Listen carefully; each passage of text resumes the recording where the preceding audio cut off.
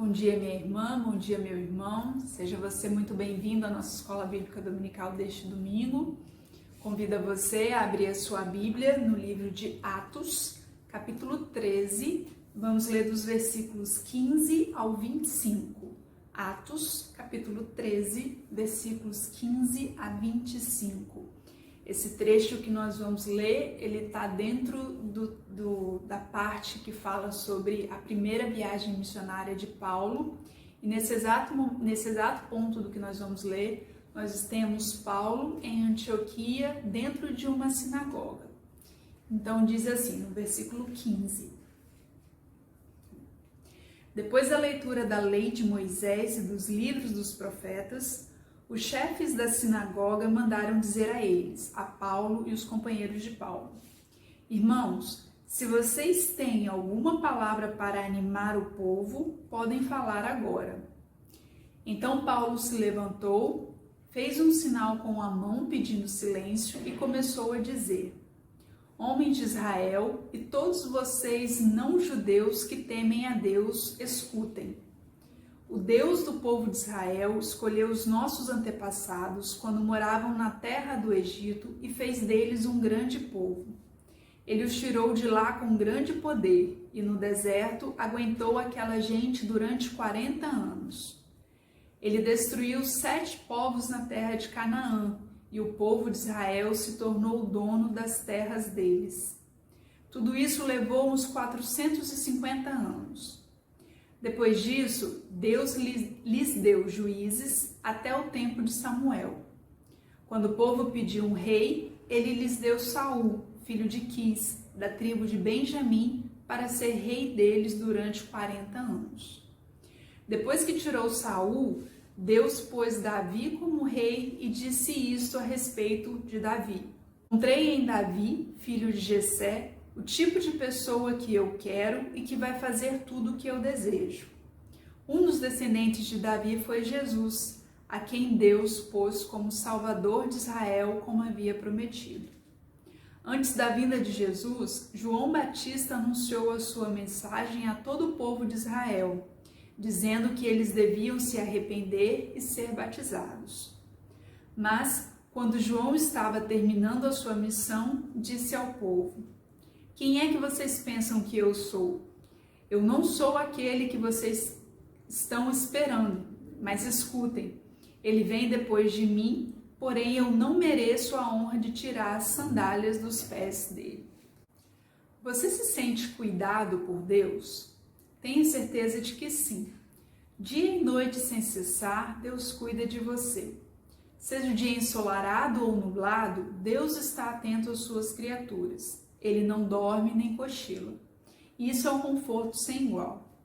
Desde os tempos mais distantes, Deus revela sua misericórdia. Tirou seu povo escolhido da escravidão do Egito, deu-lhe boa terra para viver, concedeu-lhe lideranças para um bom governo. Por fim, enviou-lhe Jesus Cristo como Salvador. Quanto cuidado de Deus por quem nele confia e a ele entrega a sua vida. No tempo presente, a ação graciosa de Deus continua. Mesmo que seu povo caia em tentações ou que se afaste de seus mandamentos, ainda assim Deus está disposto a perdoar. A medida de Deus é diferente da medida humana. Seu perdão e seu amor não têm fim. Sucessos e pequenas vitórias de cada dia são bênçãos deste nosso Deus. Mesmo uma frustração pode ser expressão de cuidado e de bênção de Deus. Enquanto ações bem-sucedidas tendem a acomodar, frustrações provocam novas iniciativas. Pela fé nesse Deus, resultados inimagináveis podem ser alcançados. Em Jesus Cristo, esse cuidado de Deus se revela para além deste mundo e desta vida. A promessa de salvação e de vida eterna expressa isso. Seu amor, sua justiça e sua paz excedem nosso entendimento. Que a cada novo amanhecer, você se sinta cuidado por Deus. Como lemos no trecho bíblico, Paulo foi indagado pelos chefes das sinagogas que disseram a ele e aos companheiros dele que se eles tivessem algumas palavras para animar o povo, que dissessem naquele momento. E em resposta a esse ter alguma palavra para animar, Paulo resgata mais de 500 anos de história do que Deus fez pelo seu povo. Lembrou do êxodo no Egito, lembrou dos 40 anos no deserto, lembrou da posse do povo à terra de Canaã, que de acordo com o que a gente leu foi um período de mais ou menos 450 anos. Quando o povo quis alguém para direcioná-los, Deus enviou juízes e depois reis, e depois chegando em Jesus Cristo, que veio como a promessa do Salvador que viria. A leitura do nosso devocionário já iniciou perguntando a nós se nos sentimos cuidados por Deus. E nos convida a refletir que a expressão do cuidado e da bênção de Deus reside nas pequenas vitórias e até nas frustrações. E por fim, nos lembra de Cristo como revelação desse cuidado que transcende o nosso entendimento. Cada um de nós tem a sua própria história, cada um com as suas próprias alegrias e tristezas. Desde o ano passado, mais ou menos no final de 2019, nós estamos vivendo talvez o período mais desafiador das nossas vidas, da nossa própria trajetória. Ainda assim, somos convidados a perceber e a sentir o cuidado de Deus para com o seu povo. Não se trata de negligenciar ou ser indiferente à dor do outro ou aquilo que acontece ao nosso redor. Até porque se a gente fizer isso, a gente não vivencia o amor ao próximo e o serviço, mas se trata de voltarmos os nossos olhos para aquele que jamais esqueceu de nós e das nossas necessidades. Que a graça do Senhor permaneça abundante sobre as nossas vidas e que a fé nele nos torne cada vez mais unidos e fortalecidos uns nos outros para a nossa caminhada. Rogamos a Deus por cada família, por cada pessoa que sofre a dor do luto, a dor da incerteza, a angústia desse momento, e também pedimos misericórdia a Ele pela nossa omissão diante da vida. Que Deus nos abençoe. Vamos louvar ao nosso Deus com o cântico Canta Minha Alma. A nossa alma canta ao Senhor. A nossa alma engrandece ao Senhor.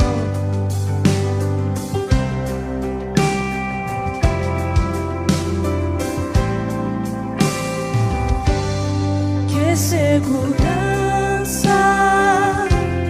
sou de Jesus. Eu já desfruto as bênçãos da luz. Sou por Jesus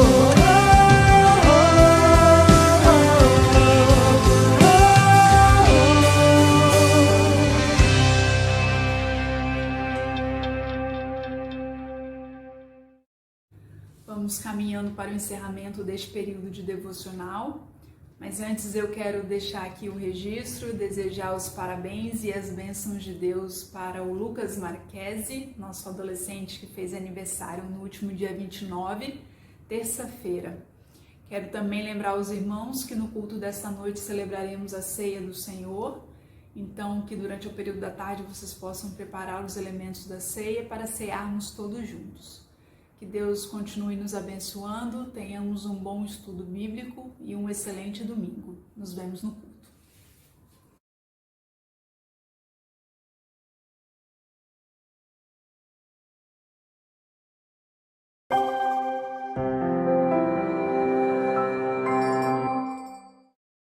Bom, nós vamos começar falando sobre a reforma já, mas eu queria que antes você se apresentasse para o pessoal, quem que é o Jorge, onde eles te encontram, te acompanham. Bom, eu sou Jorge Diniz, sou pastor da Segunda Igreja Presbiteriana de Belo Horizonte. Também estou presidente do Conselho Nacional de Igrejas Cristãs Regional Minas Gerais, o CONIC-MG. Depois eu explico um pouquinho o que é isso, que é importante, né? Já passei por algumas denominações, hoje estou presbiteriano. E estou ali na rua dos Guajajara, 1687, no Barro Preto, onde tem o nosso templo, ainda com as atividades suspensas, né? Mas, tamo aí. Se quiser me encontrar nas redes sociais, Jorge Diniz, 1971, meu Instagram, a gente tá lá. Muito bem, pessoal. Eu aconselho vocês a seguirem as redes dele, que é muito bacana. Leitura com o Jorge, não é isso? Uma leitura com o Jorge toda quarta, 20 horas. Sensacional, gente. E aí, vamos falar da Reforma Protestante. Vamos falar. Muita gente fala da Reforma Protestante, tem gente que até comemora ali quando sai no Facebook a data, mas não sabe muito bem o que significou o tamanho, a dimensão da Reforma Protestante. Verdade. Eu queria que você falasse pra gente um pouquinho o que foi a reforma, o impacto dela na sociedade. Bom, a gente vai tentar dar uma resumida. Resumida, Nosso né? tempo Sim. é curto, mas a ideia, na verdade, é a influência que teve um movimento que não foi só um movimento religioso, né, Gil? Foi um movimento da sociedade, quando nós pegamos ali o iluminismo na Europa, e a principal característica é que a verdade que a igreja colocava, ela agora passa a ser questionada. Então nós temos uma verdade ensinada pela igreja o tempo todo, né? Só a igreja detinha a verdade, só a igreja explicava as escrituras. Tudo o que se falava de ciência era tudo preso dentro da igreja, né? Só para a gente pensar um pouquinho, vamos na história um pouco antes, né? Nós temos um período da Idade Média onde a igreja ocupa o lugar do império na Europa. Então, todo o poder ficava dentro da igreja. De repente, começam no século XVII, século XVIII, algumas pessoas questionarem essas verdades. Nós chamamos essas pessoas como John Huss, por exemplo, Savonarola, nós chamamos essas pessoas de pré-reformadores. São pessoas que tiveram a coragem de questionar aquilo que a igreja estava ensinando na época. Bom, desses pensamentos, né, por exemplo, a infalibilidade papal, né, por que o Papa tinha o poder e era infalível, tudo o que ele falava era verdade. Se o Papa era humano, será que ele não errava? Um dos questionamentos. Era inquestionável o Papa, Era né? inquestionável. Outra questão, celibato. Por que sacerdote não podia casar? Não é verdade? Outra questão muito complicada também. Muitas vezes as celebrações da igreja, e olha só, nós temos um preconceito quando nós olhamos a história e julgamos a história. Porque nós olhamos a história com o conhecimento que a gente tem hoje e dizemos assim, eles estavam completamente errados. Mas dentro do contexto sócio, político, econômico deles, era aquilo que eles estavam dando conta de fazer. Com a influência do império, né? A igreja nasce dentro do império, a gente precisa entender isso. Uma igreja que lá no início era perseguida e de repente agora, lá no século III, ela passa a ser século IV, na verdade, ela passa a ser religião oficial, e ela vai crescer com essa estrutura imperialista, hierárquica. Né? Autoritária, podemos dizer. Autoritária. Sim. Por quê? Qual que era o modelo? O modelo era o Império Romano. Era o imperador e os seus governadores ali, não é isso? E de repente chega um momento onde os pastores das comunidades locais se perguntam assim, espera aí, nós temos as comunidades, que modelo nós vamos seguir? E aí eles pegam um modelo imperialista. Esse modelo imperialista traz uma hierarquia. Eles se perguntam assim, nós cuidamos do povo, quem vai cuidar de nós? Instituição do papado, não é isso? E essa instituição vem cada dia mais com uma estrutura baseada no Império Romano, uma estrutura que é hierárquica. Qual que é o problema proposto ali? Problema não, né? É uma proposta, na verdade. Alguns pensadores, tomando ali, se alimentando de alguns pré-reformadores, começam a ter ideias diferentes. E eles começam a questionar a igreja. Questionando a igreja, eles são vistos como? São vistos como hereges, são queimados, são excomungados, né? São colocados fora de comunhão da igreja, entende? Esses homens e essas mulheres também, muitas freiras, muitas religiosas na época, sofreram muito com isso. A gente, normalmente, por causa dessa estrutura machista que a gente tem na igreja, né? Ou melhor, patriarcal, a gente vê a história da Reforma Protestante no viés masculino. Sim, não se fala sobre as mulheres que participaram, não tem. Catarina Vambora, por exemplo, foi uma que casou com Lutero, depois uma freira, né, que deixou de ser freira, que casou com Martinho Lutero, que era um monge também, né? E aí a gente percebe que esses pensamentos vão surgindo propostas para a igreja não vai acolhendo essas propostas, né?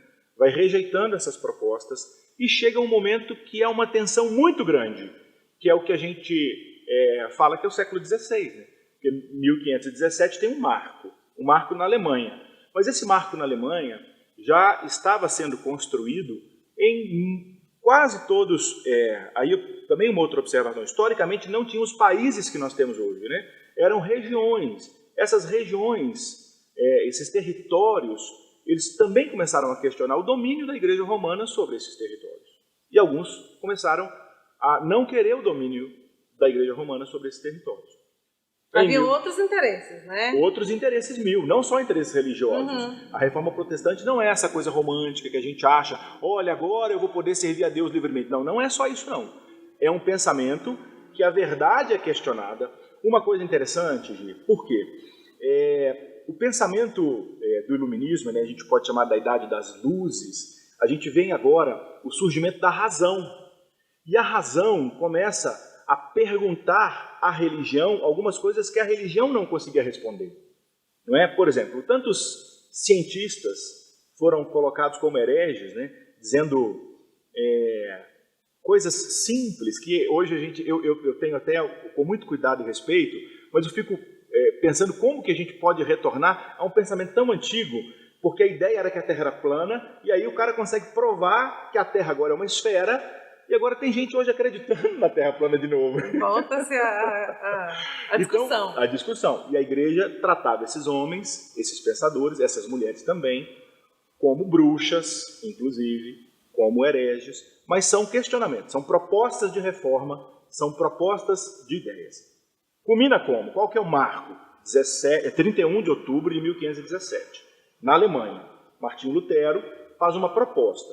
Ele chega na frente da universidade que ele era professor, ele era monge, professor, já com muitos questionamentos, muito mal vistos já pela igreja. Ele tem um caminho lindo, né? Depois a gente pode talvez falar um pouco do caminho de Lutero. Tem um filme, Lutero, maravilhoso.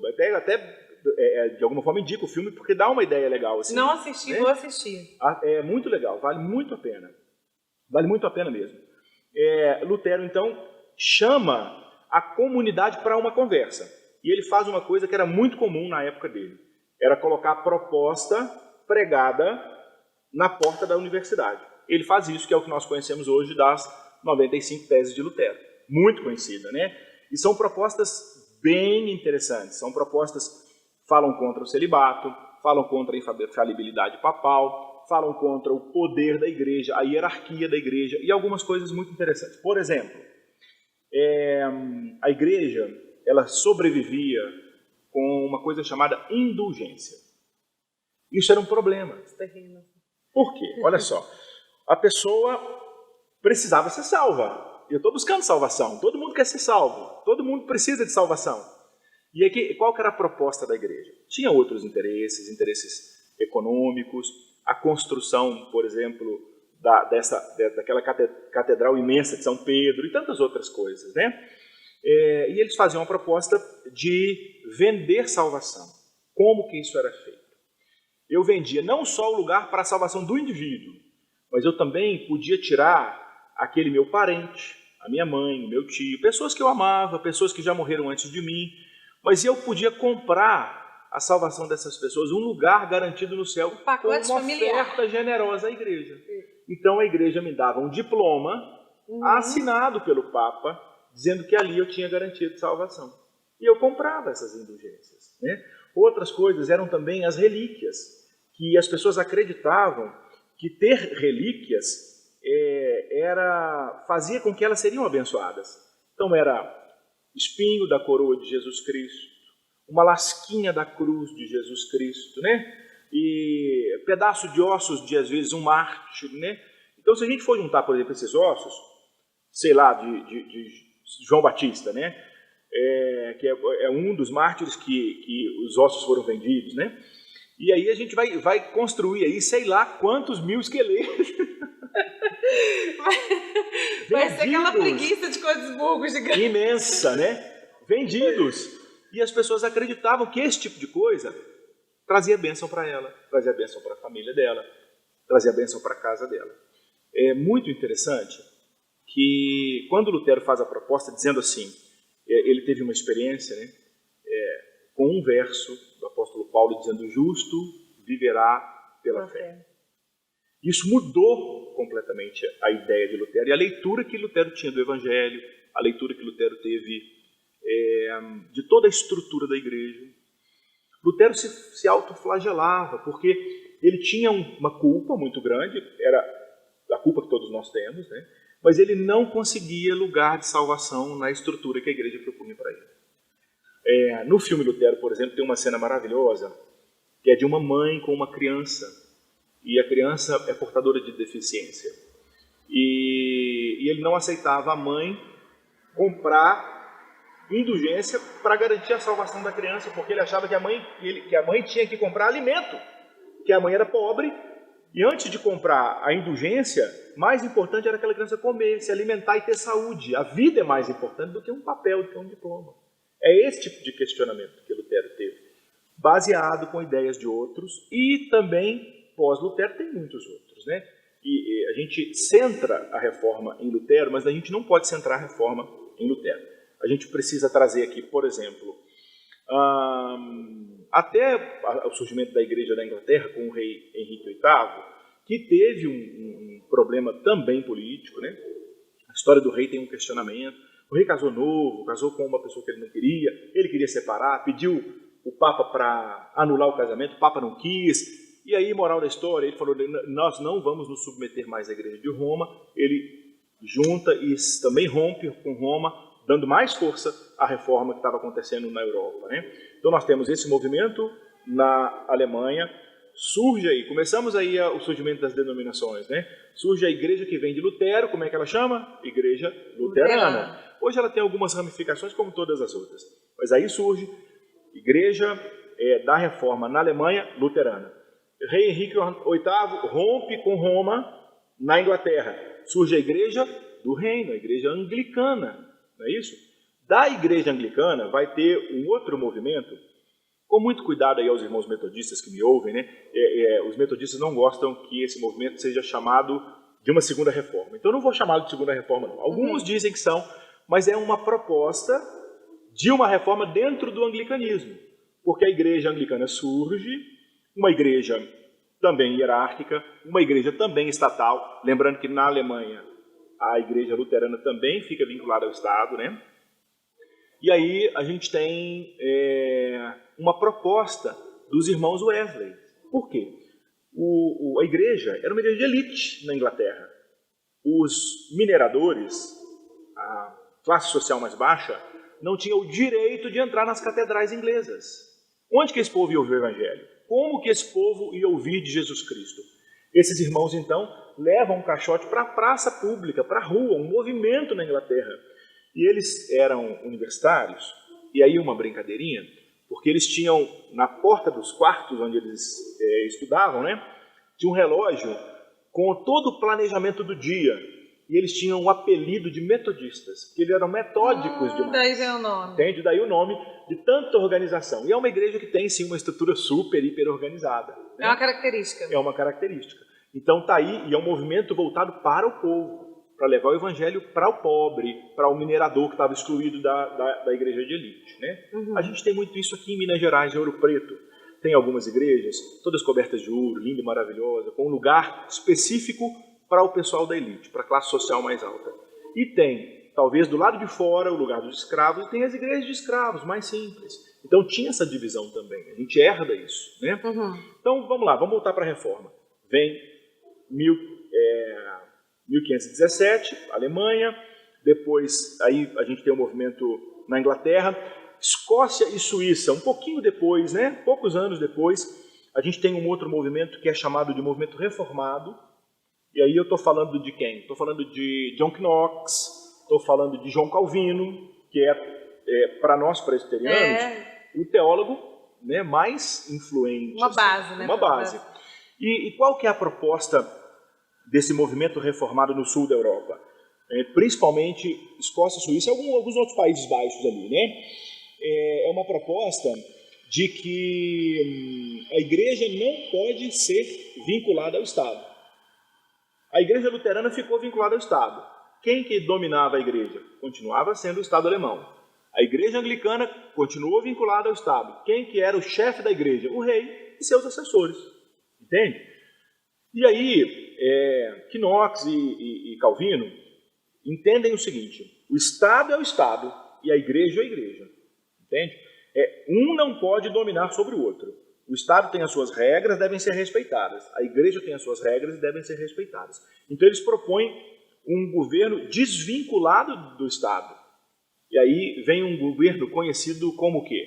Como o grupo dos anciãos. Quem são esses anciãos? Os presbíteros. A palavra presbiteros do grego, que é bispo, que é ancião, que é pastor, inclusive. Né? Então é o grupo desses presbíteros. Claro que nessa estrutura, na época, ainda patriarcal, machista, a gente tem até hoje muitos grupos que não veem o lugar da mulher nessas estruturas. A gente vai falar sobre isso daqui a pouquinho. Vou voltar aqui. Mas, por enquanto, a gente está falando de uma estrutura de homens, presbíteros, por isso, igreja presbiteriana, igreja governada por um grupo de presbíteros. Entende?